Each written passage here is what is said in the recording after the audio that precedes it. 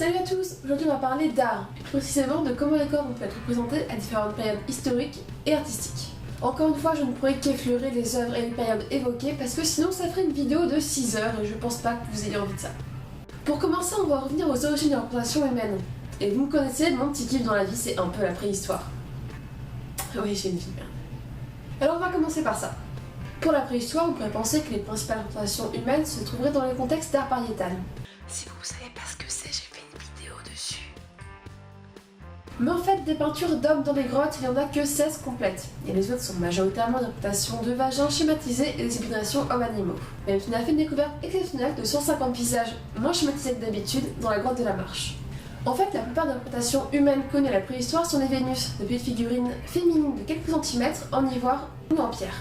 Elles représentent des femmes très potelées avec les seins, le ventre et les fesses très exagérés. Et hormis pour la dame de bras sans couilles, leurs visages sont presque toujours inexistants.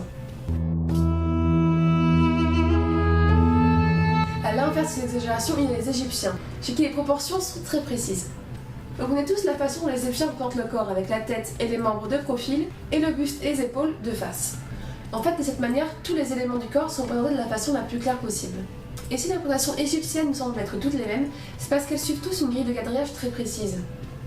Mais pour les doctes, il en existe aussi des très différentes, parce qu'en dehors des pharaons et des divinités, les Égyptiens pouvaient aussi représenter des corps dans des positions pas très classiques ni très morales pour l'époque. C'est par exemple le cas du parchemin de Turin, un papyrus de 2,50 m de long, représentant des personnages en pleine... comment dire... Coït.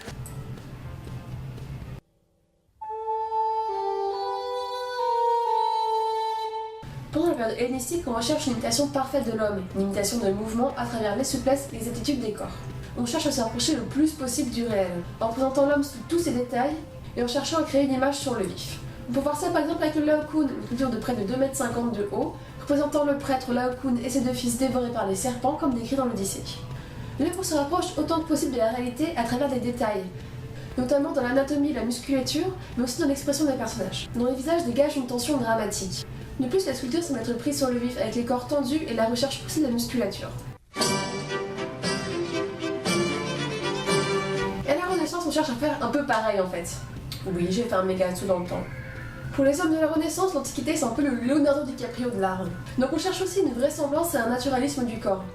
Bon, je vous avoue qu'au début c'était pas forcément toujours hyper réussi.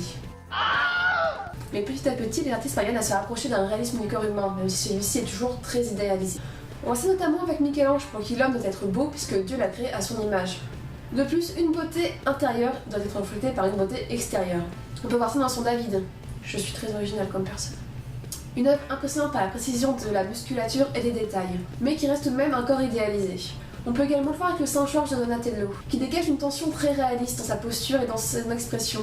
Un personnage de la tension et dans un aspect presque vivant. Avec ces sculptures, on peut voir que les artistes cherchent à être le plus fidèle possible au corps humain. Mais ils le présentent toujours beau, ce qui n'est pas toujours le cas du corps. Mais à la fin de la période, certains artistes commencent à présenter le corps humain de façon plutôt réaliste, sans pour autant être idéalisé. C'est par exemple le cas de Caravage avec sa Vierge morte. Une œuvre déjà sujette à controverse à cause du sujet, mais aussi à cause de sa représentation réaliste de la mort de la Vierge. Elle est représentée dépeignée, le teint un peu verdâtre, les pieds un peu gonflés. C'est pas l'image idéalisée qu'on a de la Vierge d'habitude. Mais bon, d'après la rumeur, le modèle de Caravage était une prostituée qui s'est suicidée en se noyant. Donc ça peut expliquer l'image de la Vierge. Normalement, c'est vraisemblable.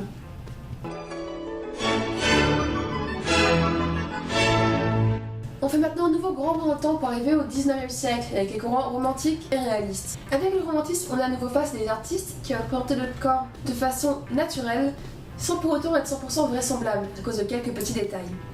Prenez par exemple une œuvre que vous connaissez tous, La Liberté qui dans le peuple de Delacroix. Tableau qui représente une femme, allégorie des libertés, qui est plus une femme d'action que d'esthétisme, comme le témoigne sa posture dynamique, l'arme qu'elle tient à la main, mais surtout comme le témoigne l'élément qui a fait de son corps un scandale. Ce n'est ni à cause de sa poitrine dénudée, ni à cause du fait qu'elle marche sur les cadavres, c'est à cause de... ses poils. Ça me dégoûte. Et oui, les poils sur une femme, c'est un peu en contradiction avec les critères de beauté classiques. Et même si Delacroix les a placés là pour donner encore plus de liberté à ce personnage, il donne tout de même une certaine dimension réaliste au corps. Ce qui n'est pas forcément le cas du visage, qui est beaucoup plus classique et idéalisé. Il est représenté avec un profil à la grecque, avec un nez droit, un menton délicat, des jolies pommettes toutes roses. C'est pas tout à fait ce qu'on pourrait appeler du réalisme. Mais d'autres artistes, comme Géricault, arrivent à se détacher de cette idéalisation. C'est par exemple le cas avec son œuvre La folle monomane de l'envie. C'est donc à cette période qu'on commence à se rapprocher vraiment d'un réalisme des corps. Et en parlant de réalisme, t'en parles depuis le début, mais personne n'a fait transition. Merci. C'est un courant de la seconde moitié du 19e siècle. Même si au début il se mélange encore un peu avec son cousin romantique, cette phrase paraissait beaucoup moins bizarre dans ma tête. C'est un courant qui tend à représenter les choses telles qu'elles sont, sans aucune forme d'idéalisation. C'est le cas par exemple des baigneuses de Courbet, où l'on voit une femme de dos représentée avec tous ses défauts, de la cellulite, le creux des reins très marqué, la peau un peu flétrie, etc.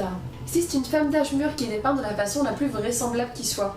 Et il y a une autre œuvre réaliste dont j'aimerais parler pour faire un parallèle avec les gravures préhistoriques du début de la vidéo.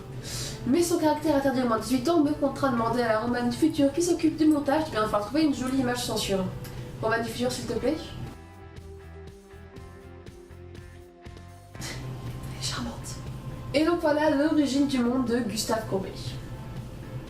Et sous cette jolie image censure se trouve une matrice féminine. Et même si tous les détails de l'anatomie ne sont pas montrés précisément dans l'œuvre, la simple présence de cette touffe de poils permet de dire que ça reste quand même une œuvre plus réaliste qu'idéalisée. Alors pourquoi m'arrêter sur une œuvre qui a 150 ans quand je peux parler d'artistes plus récents? Eh bien tout simplement parce que je trouve que ça fait une jolie conclusion en revoyant aux origines de l'art, et que vous puissiez voir l'évolution entre ce vagin et celui-ci. Et on peut voir que malgré les idéalisations liées au contexte historique, socioculturel ou religieux, les artistes ont toujours tenté de représenter fidèlement le corps humain, ou du moins autant que possible. Sur ce, je vous remercie d'avoir regardé cet épisode et je vous dis à bientôt pour une prochaine vidéo. Salut!